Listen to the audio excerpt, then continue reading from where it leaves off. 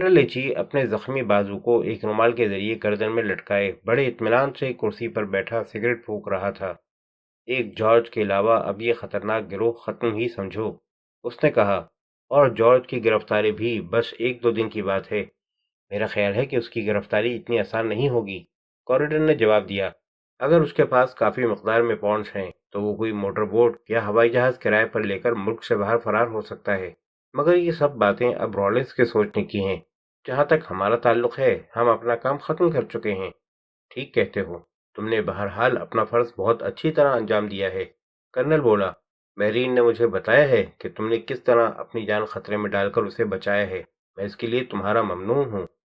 یہ میرا فرض تھا جسے میں نے انجام دیا۔ ہمیں وار آفس میں تم جیسے ہوشیار اور طاقتور آدمیوں کی شدید ضرورت ہے، کرنل نے کہا۔ میں تمہیں میجر کے عہدے کی پیشکش کر سکتا ہوں، یعنی یہ اس صورت میں کہ تم ہمارے ساتھ مستقل طور پر کام کرنا پسند کرو تو تنخواہ اور دوسری سہولتیں بڑی معقول ہوں گی۔ کوریڈن جواب دینے سے پہلے ہچکچایا۔ وہ کرنل کے احساسات کو مجروح کرنا نہیں چاہتا تھا، مگر ساتھ ہی وہ یہ بھی جانتا تھا کہ اب اس قسم کی ملازمت اس کے بس سے باہر ہے۔ میں اس مہربانی کا شکریہ ادا کرتا ہوں، اس نے کہا، مگر میرے سامنے کچھ دوسرے پروگرام ہیں۔ ایک مرتبہ پھر غور کر لو، کرنل نے کہا۔ اب تم زندگی کی اس منزل پر پہنچ گئے ہو جہاں آدمی کو سنجیدگی سے کسی ایک مقام پر سکون سے ٹھہرنے کی کوشش کرنی چاہیے۔ تم شادی کیوں نہیں کر لیتے؟ کون، میں؟ حیرت سے کوریڈن نے جواب دیا۔ یہ تم کیا کہہ رہے ہو کرنل؟ میں کسی لڑکی کی زندگی کو تلخ نہیں بنانا چاہتا۔ تم جانتے ہو کہ شادی وادی میری لائن سے ہٹی ہوئی چیز ہے۔ درست ہے، مگر یہ بہت کچھ اس لڑکی پر منحصر ہے جسے تم اپنا شریک زندگی منتخب کرو۔ اب جیسے میرین، کرنل نے کہنا شروع کیا، مگر کوریڈن نے اسے اپنی بات پوری کرنے کا موقع نہیں دیا۔ نہیں کرنل، وہ بولا، میں پیرس جانے کا پروگرام بنا چکا ہوں۔ کرنل لیچی نے غور سے کوریڈن کی طرف دیکھا۔ اس نے محسوس کیا کہ اس مسئلے پر کوریڈن سے بحث کرنا بیکار ہے۔ پھر بھی اس نے کہا، جیسی تمہاری مرضی، مگر میرے خیال میں تم سخت غلطی کر رہے ہو۔ یہ وقت ہے کہ تم سنجیدگی سے اپنے مستقبل کے بارے میں غور کرو۔ میرا کوئی مستقبل نہیں ہے کرنل، کوریڈن نے کہا۔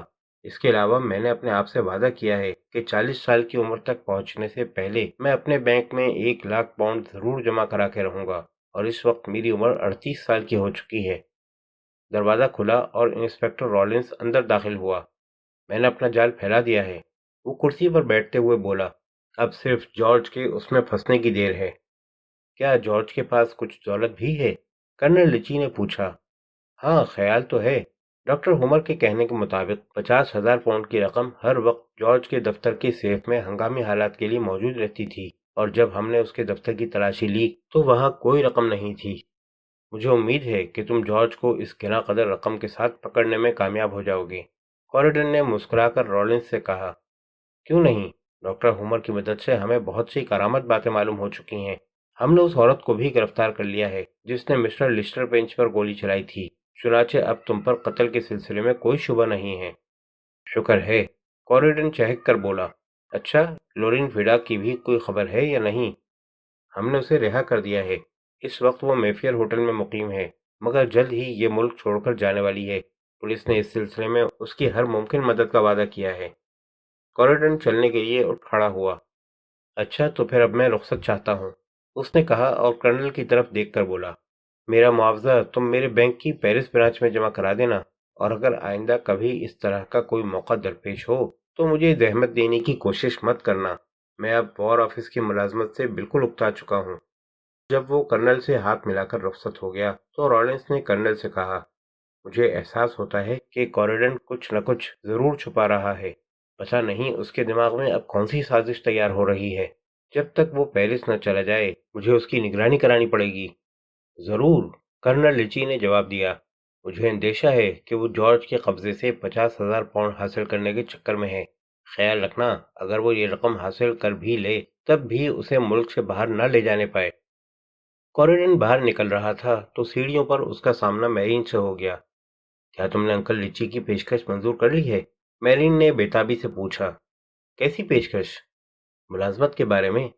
نہیں، ملازمت میرے بس کی بات نہیں۔ اس کے علاوہ میں پیرس جانے کا پروگرام بنا چکا ہوں، کوریڈن نے کہا۔ میرین کے چہرے پر یہ سن کر اداسی سی چھا گئی۔ جیسی تمہاری مرضی، وہ آہستہ سے بولی، बहरहाल हमें तुम्हारे जाने का अफसोस रहेगा। मैं पेरिस जाकर तुम्हें अपने पते से आगाह कर दूंगा। कॉरिडन ने कहा, मुमकिन है कभी छुट्टी का एक आध हफ्ता तुम मेरे साथ पेरिस की तफरीह में गुजारने के लिए आ जाओ। मुझे तुमसे मिलकर खुशी होगी। ये कहकर वो झुका और आहिस्ता से मैरीन को चूम लिया, मगर इससे पहले कि मैरीन अपनी हैरत पर काबू पाकर कुछ कह सके, तेजी से सीढ़ियां उतरता हुआ निगाहों से ओझल हो गया।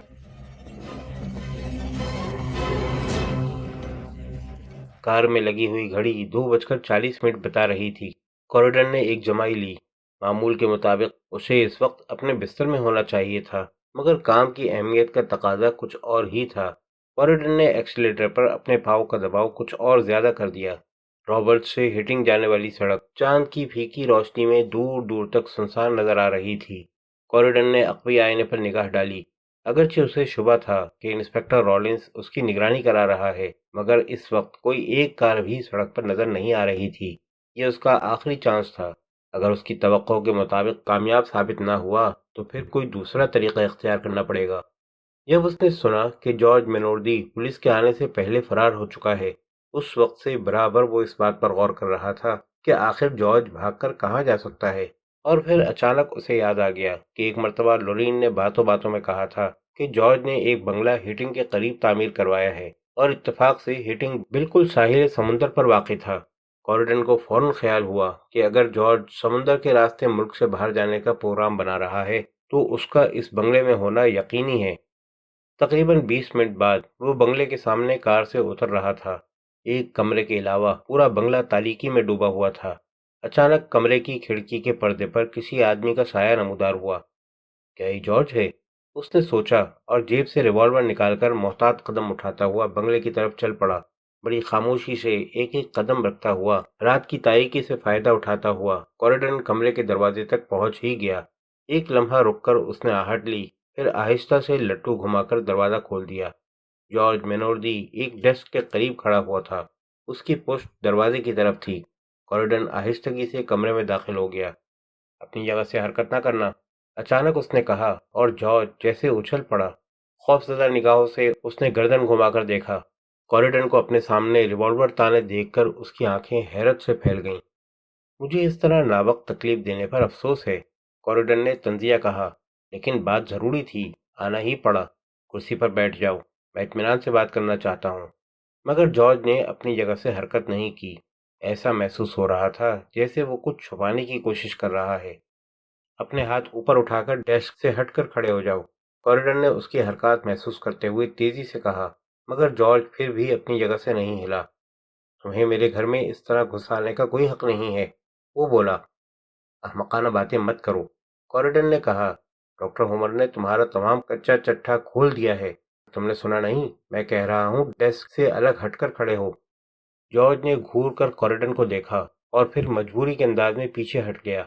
उसके हटते ही डेस्क का वो हिस्सा भी सामने आ गया जो अब तक कॉरिडन से छुपा हुआ था, और कॉरिडन ने दिलचस्पी की निगाह से देखा कि कितने ही बेशकीमत हीरे एक ढेर की शक्ल में डेस्क पर पड़े जगमगा रहे हैं। उसके चेहरे पर मुस्कुराहट दौड़ गई। बैठ जाओ, उसने जॉर्ज से कहा, और जॉर्ज बेजान सा कुर्सी पर लुढ़क गया। ये हीरे मेरे हैं, जॉर्ज ने कहा। मैं यहाँ से भाग जाना चाहता हूँ। क्या इस मामले पर तुम मुझसे कोई समझौता नहीं कर सकते? किस किस्म का समझौता? कॉरिडन ने पूछा। 50,000 पाउंड की मालियत के हीरे हैं, जॉर्ज बोला। मैं तुम्हें इनमें से आधे दे दूंगा। बदले में सिर्फ 1 घंटे की मोहलत चाहता हूँ। इसके बाद तुम बेशक पुलिस को मुत्तला कर सकते हो। तुम उनसे बचकर भाग नहीं सकते, कॉरिडन ने कहा। तुम्हारे तमाम साथी भी गिरफ्तार हो चुके हैं। तुमने अगर मुझे गिरफ्तार करा दिया तो तुम ये हीरे हासिल नहीं कर सकोगे, जॉर्ज बोला। मैं पुलिस को उनके बारे में बता दूंगा। मैं तुम्हें अच्छी तरह जानता हूँ कॉरिडन। तुम पुलिस को फरेब देकर इन हीरों पर कब्जा करना चाहते हो। बिल्कुल यही बात है, कॉरिडन मुस्कुराया। और यकीन रखो दोस्त कि मैं इसमें कामयाब भी हो जाऊंगा। मुझे मालूम है कि तुम अपनी मोटर बोट में बैठकर फरार होना चाहते थे, मगर अब तुम्हारे बजाय मैं उसे इस्तेमाल करूंगा। पुलिस गिरफ्तारी के लिए चल चुकी है। गिरफ्तार होने के बाद तुम बड़े शौक से पुलिस को मेरे हीरे ले जाने की बात बता सकते हो।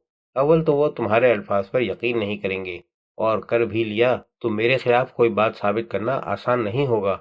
इसके अलावा उनके कुछ करने से पहले मैं यहाँ से किसी महफूज मकाम पर पहुंच चुका हूँगा। जॉर्ज खामोश बैठा कॉरिडन की सूरत देखे जा रहा था। مگر اس کے باوجود میں تمہارے ساتھ کوئی زیادتی کرنا نہیں چاہتا۔ کوریڈن نے اپنی بات جاری رکھتے ہوئے کہا، اگر تم گرفتار ہو گئے تو 20 سال سے کم کی سزا نہیں ہوگی، اور مجھے یہ بات ناممکن نظر آتی ہے کہ تم 20 سال تک زندہ رہ سکو۔ یہ کہہ کر کوریڈن نے تمام ہیرے اٹھا کر اپنی جیب میں ڈال لیے۔ ان ہیروں کے بجائے میں تمہیں ایک اور چیز دینا چاہتا ہوں، اس نے کہا، اور جیب میں ہاتھ ڈال کر سفید رنگ کا ایک کیپسول نکالا۔ تم جانتے ہوگے کہ یہ کیا چیز ہے؟ بہت سے بدقسمت لوگ اس کے ذریعے اپنی مشکل آسان کر چکے ہیں۔ اس کا سب سے بڑا فائدہ یہ ہے کہ کوئی تکلیف نہیں ہوتی اور آدمی کا بیڑا پار ہو جاتا ہے۔ چاہو تو تم بھی اس کے ذریعے 20 سال کی قید سے بچ سکتے ہو۔ اگر منظور ہو تو جلدی فیصلہ کرنا، پولیس زیادہ سے زیادہ آدھے گھنٹے میں یہاں پہنچ جائے گی۔ آہستہ آہستہ قدم پیچھے ہٹاتا ہوا کوریڈن ریوالور تانے دروازے کی طرف پلٹا۔ سفید کیپسول اس نے جارج کے سامنے میز پر ڈال دیا اور پلک جھپکتے دروازہ کھول کر باہر نکل گیا۔ باہر نکل کر وہ تقریباً دوڑتا ہوا ساحل سمندر کی طرف چلا۔ موٹر بوٹ بالکل تیار کھڑی تھی۔ غالباً جارج بھی اس وقت فرار ہونا چاہتا تھا۔ اس نے سوچا، اگر چند منٹ کی بھی دیر ہو جاتی تو 50,000 پاؤنڈ ہاتھ سے نکل گئے ہوتے۔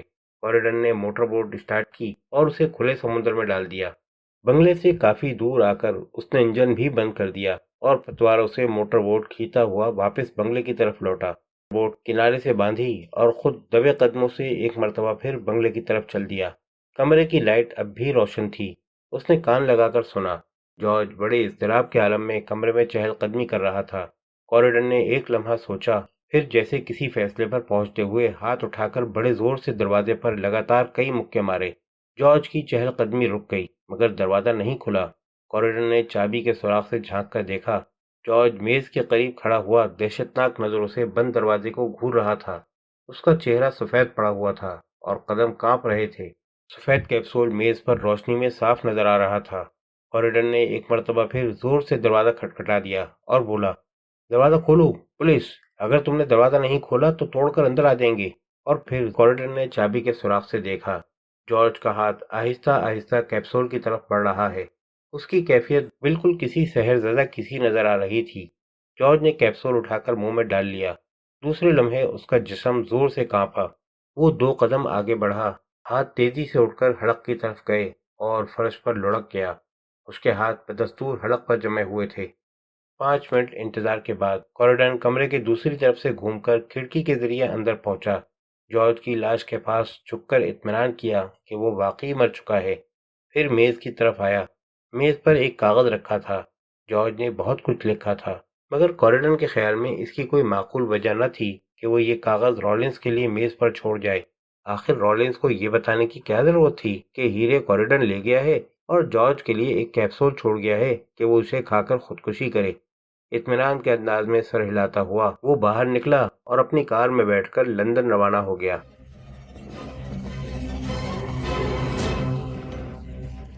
کوریڈن اپنا بیگ بند کر رہا تھا کہ دروازے پر دستک سنائی دی۔ اس نے اٹھ کر دروازہ کھولا۔ سامنے انسپکٹر رولنس کھڑا تھا۔ تم ہمیشہ ایسے وقت میں آ ٹپکتے ہو جب تمہاری ضرورت نہیں ہوتی، کوریڈن نے کہا۔ اب کیا چاہتے ہو؟ جو کچھ بھی چاہتا ہوں، رولنس نے اندر آتے ہوئے کہا۔ امید نہیں کہ مل سکے۔ بہرحال تم سے 2 باتیں تو ہو جائیں گی۔ جو کچھ کہنا ہے جلدی کہو، مجھے ابھی پیرس کے لیے جہاز پکڑنا ہے۔ ہم نے جارج کا پتہ لگا لیا ہے، رولنس نے کہا۔ پھر تو مبارکباد، اس نے سائنائڈ کیپسول کھا کر خودکشی کر لی تھی۔ یہ تو اور بھی خوشی کی بات ہے، کوریڈن نے کہا۔ اب تمہیں اس پر مقدمہ چلانے کی دردسری نہیں کرنی پڑے گی۔ ڈاکٹر ہومر نے بتایا تھا کہ جارج کے پاس 50,000 پاؤنڈ بھی موجود رہتے ہیں، مگر ہمیں وہ کہیں نہیں ملے۔ کوریڈن نے کمرے کے چاروں طرف نگاہ دوڑائی، جیسے اطمینان کرنا چاہتا ہو کہ اب کوئی چیز ساتھ لے جانے سے تو نہیں رہ گئی۔ ممکن ہے ڈاکٹر ہومر نے جھوٹ بولا ہو، کوریڈن نے جواب دیا۔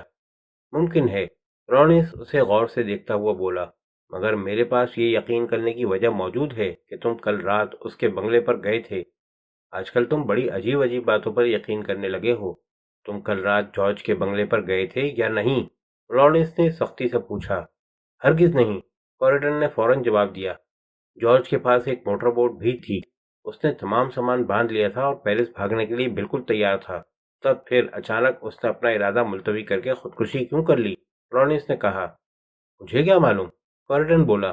ممکن ہے اسے پیرس کے کھانے پسند نہ ہو، ممکن ہے اس کا ضمیر اسے ملامت کر رہا ہو، یا پھر ہو سکتا ہے کہ وہ اپنے آباء و اجداد کی روحوں سے ملاقات کرنا چاہتا ہو۔ یا اگر کوئی اس کی 50,000 پاؤنڈ کی دولت چھین کر لے گیا ہو، لارنس نے کہا، تب ممکن ہے کہ اسے خودکشی کے علاوہ پولیس سے بچنے کا کوئی راستہ دکھائی نہ دیا ہو، اور میرا خیال یہی ہے کہ کوئی اس کی دولت اس سے چھین کر لے گیا تھا۔ پھر تو جارج بہت ہی لاپرواہ قسم کا آدمی تھا، کوریڈن نے کہا اور گھڑی دیکھ کر بولا، اچھا دوست، اب میں زیادہ دیر نہیں ٹھہر سکتا۔ اگر میں تمہارے بیگ کی تلاشی لوں تو کیا تمہیں اعتراض ہوگا؟ اچانک رولنس نے کہا، میرا خیال ہے کہ جارج سے 50,000 پاؤنڈ چھین کر لانے والا تمہارے علاوہ اور کوئی نہیں ہے۔ بڑے شوق سے کوریڈن چہک کر بولا، بشرطے کہ تمہارے پاس تلاشی کا وارنٹ ہو۔ وارنٹ میرے پاس نہیں ہے، رولنس نے کہا، لیکن اتنا تعاون تو تم پولیس سے کر سکتے ہو۔ جتنا تعاون میں کر سکتا تھا پہلے ہی کر چکا، کوریڈن نے جواب دیا۔ اس کے علاوہ اگر میں نے واقعی رقم لی ہوتی تو کیا میں تمہیں اتنا احمق نظر آتا ہوں کہ اسے اس طرح بیگ میں اپنے ساتھ لیے پھرتا؟ کم سے کم اتنی ذہانت کی توقع تو تم مجھ سے کر سکتے ہو۔ تو تم اعتراف کرتے ہو کہ رقم تمہارے پاس ہے؟ رولنس جلدی سے بولا، میں نے ہی کب کہا؟ میں تو یہ کہہ رہا تھا کہ اگر میرے پاس ہوتی تب۔ کوریڈر نے ہنس کر جواب دیا، تم بہت جلدی نتیجہ اخذ کر لیا کرتے ہو، پولیس والوں میں یہ عادت بہت بری ہوتی ہے۔ خیر کوئی بات نہیں، رولنس نے کہا، یہاں نہیں تو کسٹم آفس میں صحیح، میں نے تمہارے استقبال کے لیے کئی ہوشیار آدمیوں کو متعین کر دیا ہے، وہ تمہاری کھال تک میں سے جھانک کر دیکھ لیں گے۔ دیکھنے دو، کوریڈر نے جواب دیا، میں نے ابھی ابھی غسل کیا ہے، پھر میرے پاس کوئی ایسی چیز بھی نہیں ہے جسے دکھاتے ہوئے مجھے شرم آئے۔ اچھا اب خدا حافظ کہنے کی اجازت دو، مجھے امید نہیں کہ 3-4 سال تک تم سے ملاقات ہو سکے گی۔ بہرحال جب تک میں ملک سے باہر ہوں تم اپنے آپ کو کسی مصیبت میں نہ پھنسا لینا۔ کوریڈن نے سامان اٹھا کر باہر لے جا کر رکھا، رولنس اس کے ساتھ ہی تھا۔ میں اب اس چوہے دان کو ہمیشہ کے لیے چھوڑ رہا ہوں۔ کوریڈن نے تالا بند کرتے ہوئے اپنے کمرے کی طرف اشارہ کیا، اور امید ہے کہ جب واپس آؤں گا تو اتنی دولت کما کر ساتھ لا سکوں گا کہ دوبارہ ایسے چوہے دان میں نہ رہنا پڑے۔ تم ابھی تک پیرس نہیں پہنچے ہو، رولنس نے کہا، میں تو یہ توقع کر رہا ہوں کہ زیادہ نہیں تو 2-4 سال کے لیے ہی سرکاری مہمان خانے میں تمہارے قیام کا بندوبست کرا دوں۔ تمہاری باتیں سن کر شبہ ہوتا ہے کہ شاید آج کل افیم کھانا شروع کر دی ہے، کوریڈن نے کہا، اور سرخ ہوتے ہوئے رولنس کا کندھا تھپ تھپاتے ہوئے اپنی کار میں بیٹھ گیا۔ سامان اس نے پہلے ہی رکھ لیا تھا۔ کسٹم آفس پر اسپیشل برانچ کے 3 ماہر جاسوس کوریڈن کے منتظر تھے۔ اس نے مسکرا کر ان کا استقبال کیا، اور اگرچہ تینوں جاسوسوں نے کوریڈن کے سامان اور اس کے کپڑوں کی اچھی طرح تلاشی لی، مگر کوئی ایک چیز بھی برآمد نہیں کر سکے۔ مگر جب ہوائی جہاز میں بیٹھ کر کوریڈن نے ہاتھ ہلا کر الوداع کہا تو یقین نہ آنے کے باوجود وہ اپنے دل میں یہی سوچ رہے تھے کہ وہ کسی نہ کسی طرح انہیں بے وقوف بنا کر 50,000 پاؤنڈ لے جانے میں کامیاب ہو گیا ہے۔ پیرس کے کسٹم آفس میں بھی کوریڈن کو ایک مرتبہ پھر اپنی اور اپنے سامان کی بڑی باریک بینی سے تلاشی دینی پڑی، اور کوریڈن کو اس وقت تک اپنی خوش نصیبی پر اطمینان نہیں ہوا جب تک وہ پیرس کے کسٹم ہاؤس سے نکل کر ہوٹل جانے کے لیے روانہ نہیں ہو گیا۔ پیرس کی پولیس نے کہیں زیادہ سختی سے اس کی تلاشی لی تھی۔ جب اس کی تلاشی لی جا رہی تھی تو اس نے دزدیدہ نگاہوں سے لورین فیلاک کو ہوائی جہاز سے اتر کر باہر جاتے ہوئے دیکھا۔ لورین کسی دقت کے بغیر کسٹم سے اپنا سامان چیک کرا کے باہر نکل گئی تھی، اور آپ ہی آپ کوریڈن کے چہرے پر ایک ایسی فاتحانہ مسکراہٹ دوڑ گئی کہ اس کی تلاشی لینے والے بھی سمجھ گئے کہ وہ اس کے ساتھ اپنا وقت ضائع کر رہے ہیں۔ یہ اس کے کوئی آدھے گھنٹے بعد کی بات ہے کہ کوریڈن کی ٹیکسی ایک عالیشان ہوٹل کے صدر دروازے پر ٹھہری۔ اس نے اتر کر کرایہ ادا کیا، اندر ہوٹل کلرک سے مس ویڈاک کے بارے میں دریافت کیا۔ پتہ چلا کہ مس ویڈاک ہوٹل میں آ گئی ہیں اور اب بے چینی سے کوریڈن کی منتظر ہیں۔ دوسری منزل پر دستک کے جواب میں دروازہ کھولنے والی خود لورین ہی تھی۔ کوئی پریشانی تو نہیں ہوئی؟ کوریڈن نے کمرے میں داخل ہوتے ہوئے پوچھا۔ اتنی سی بھی نہیں، لورین خوش ہو کر بولی، وہ سب لوگ تمہارے خیال میں اتنے گھبرائے ہوئے تھے کہ کسی اور مسافر کی طرف توجہ دینے کی ضرورت ہی نہیں سمجھی۔ 5 منٹ کی مہلت دو، ابھی نکال کر لائے دیتی ہوں۔ کوئی جلدی نہیں ہے، کوریڈن نے کہا اور غور سے لورین کی طرف دیکھا۔ وہ اس وقت ضرورت سے زیادہ حسین لگ رہی تھی۔ اس میں سے 25,000 کی رقم تمہاری بھی ہے، میں سمجھتا ہوں کہ اس رقم سے تم اپنی نئی زندگی شروع کر سکتی ہو۔ مجھے خطرہ تھا کہ تم یہی کہو گے، لورین نے کہا۔ کیا تم یہاں سے علیحدہ ہو جانا چاہتے ہو؟ ہاں، کوریڈن نے جواب دیا، مگر تمہیں افسوس کرنے کی ضرورت نہیں ہے، پیرس میں تمہیں ہزاروں قدردان ملیں گے۔ کیا ہم ایک ہفتہ بھی ساتھ نہیں گزار سکتے؟ لورین نے پوچھا۔ एक मर्तबा तुमने ही कहा था कि मैं उन आदमियों में से नहीं हूँ जिनसे लड़कियों को मोहब्बत करनी चाहिए। कॉरिडन बोला, जो लड़की मुझसे मोहब्बत करेगी, जल्द या बदेर उसे कफे अफसोस मनना पड़ेगा। संजीदगी से काम लो लॉरीन, हीरे फरोख्त करते ही हम लोग जुदा हो जाएंगे। तुम अच्छी तरह समझती हो कि मेरा और तुम्हारा साथ ज्यादा दिन नहीं निभ सकता। शायद तुम मेरीन से मोहब्बत करते हो, अचानक लॉरीन ने पूछा।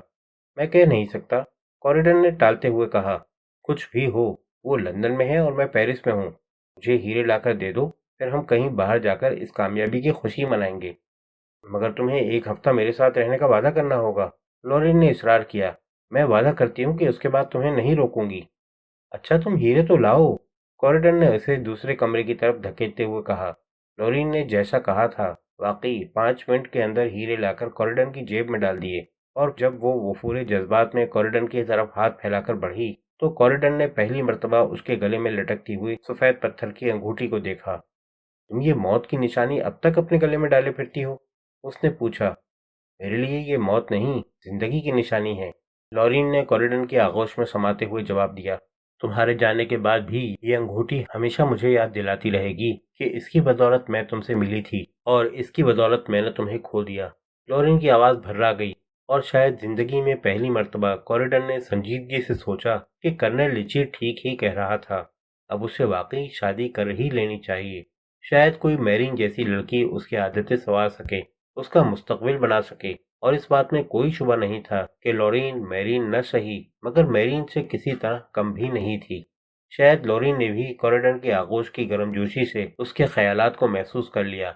एक बार सर उठाकर उसने कॉरिडन की आंखों में झांका और उसकी आंसुओं भरी आंखों में उम्मीद के हजारों चिराग रोशन हो गए।